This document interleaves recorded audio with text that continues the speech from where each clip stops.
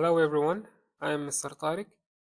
In this video I'm going to show you strategies about how to solve and decode word problems easily. I'm not going through difficult or complex problems. I will just explain with easy ones. So without ado, let's get started.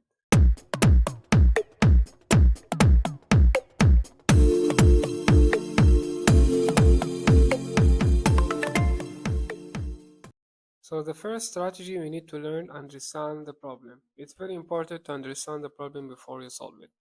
So first you have to read the problem carefully. That means you have to identify what problem is asking. Second, you have to highlight key information. That means you have to look for like important numbers or units and keywords, and then you just highlight them. Third, you have to identify the question.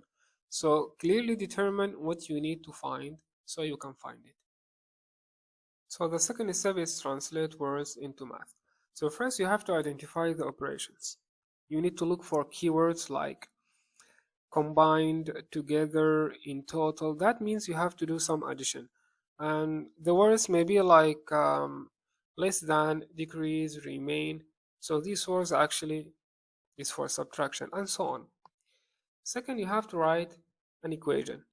So simply you have to replace words with mathematical symbols. And the final step, just solve and check. So now let's apply our strategies in these examples here. The first problem, Sarah has 24 pencils and her friend gave her 15 more. How many pencils does Sarah have now? So obviously we have this word here, more. This kind of words that you need to highlight.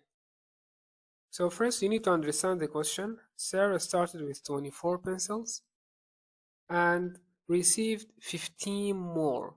That means we have to add the numbers, right?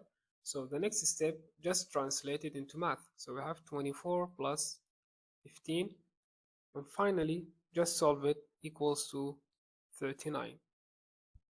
So the final answer should be like this. Sarah has 39 pencils. So the second problem says a library had 150 books. If 45 books were borrowed, how many books are left? Again, you have to just think about these words, how many books are left, and the word borrowed. That means we have take some books and we need to find the rest of the books. So that means we have to subtract the numbers. Now translate this into math. 150 minus 45 equals to 105. So the final answer should be like 105 books are left. Each box of chocolates contains 8 pieces. If there are 6 boxes, how many chocolates are there in total? Let's understand this question. We have 8 chocolates per box, and I have how many boxes? I have 6 boxes. So for one box I have 8 chocolates. So for 6 boxes I have to multiply 8 by 6 to find the total chocolates. So let's try to translate it into math. So 8 times 6 equals to 48, and the final answer should be like there are 48 chocolates. A farmer has 48 apples and wants to divide them equally among 6 baskets. How many apples will each basket contain? So we have this word, divide them.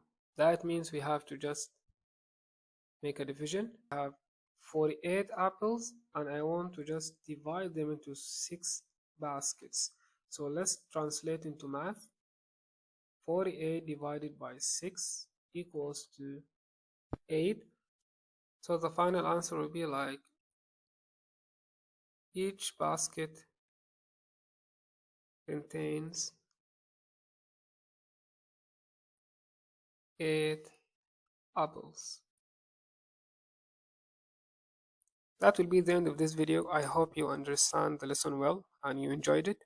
And if you find it helpful, give it thumbs up and subscribe for more videos. See you in the next video. Bye.